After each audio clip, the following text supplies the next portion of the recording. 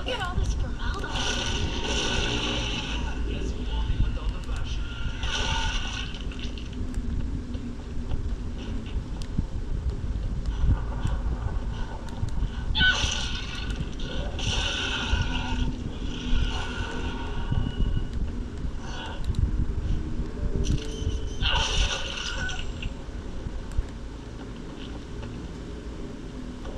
I hate hospitals.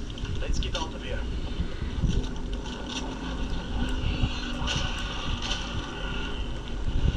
Road's blocked again.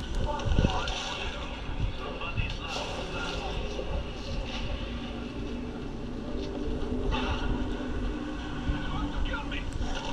There's a flying Falcon dalla Mole Adriana. I think we got it. Wala pa sa Natalas.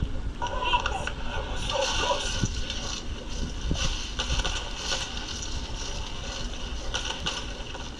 Get ready, Nina. Swapping back.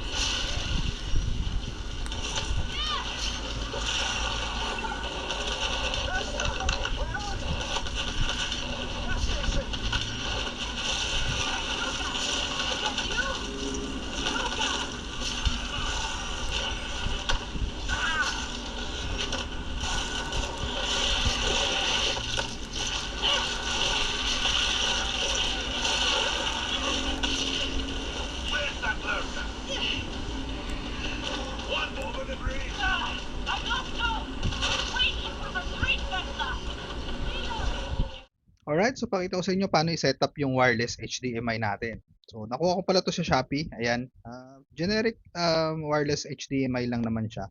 Pero, yeah, okay naman siya gamitin. Yun nga lang, medyo mababa yung resolution niya at saka may konting delay. Pero kung gusto nyo gawing wireless yung paglalaro nyo, gamit nyo yung device nyo. Sa akin is yung Xbox Ally X natin. Dito sa portable monitor, yan, pwede naman natin siyang gamitin. So, ito yung ano natin, ito yung receiver, ito yung transmitter. Ito yung kakabit natin sa Xbox Ally, ito naman yung sa monitor. So, kailangan ito ng adapter kasi ito is mini HDMI yung port niya. Tapos ito wala namang HDMI, so kailangan niya ng HDMI to USB. Pero may kasama na to doon na adapter. Ayan, may kasama siya nitong mini HDMI to mini HDMI. Tapos yung adapter niya para sa HDMI to Type-C. So, kakabit nyo lang yung HDMI to Type-C. Ayan. Ayan, ready natin. Tapos ito yung mini HDMI to the HDMI. Ayan. Kailangan nga lang ng power source nito, no? Pag yung transmitter. So, meron tayo rito USB cable. Ayan. Type-C to Type-C rin yan. Tapos, ito namang monitor natin, since meron siyang extra port dito, then meron siyang power port naman para sa kanyang Type-C, pwede niya nang bigyan ng power source tong transmitter natin. Kapit natin to dito. Then, yung kanyang mini HDMI. Yan. So, on lang natin siya. Yan na yan. Screen niya. Yan. Lalabas siya. Tapos, dito naman, open natin yung screen natin. Ayan.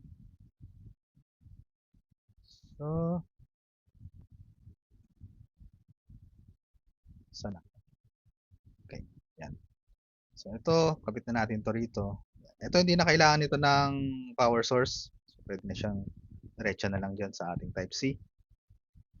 Press nyo lang. Yan. And wait nyo lang siya. Press nyo nito. Yan.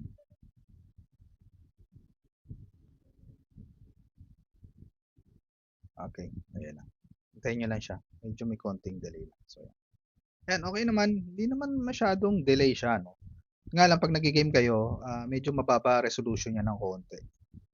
Yan. Pero anyways, ayan. Fully working naman yung wireless niya. Yun nga lang, pangit tingnan to nakatangle. Siguro, ipit nyo na lang siya rito sa likod. Lagyan nyo na lang siya ng, siguro, ng velcro or something. Kung gusto nyo. Medyo nakatangle kasi siya. Ayan. Pero, yeah. At least wireless siya. Pwede nyo siyang gamitin ng malayo yung screen nyo. Ayan. Gaya ng demo natin kanina.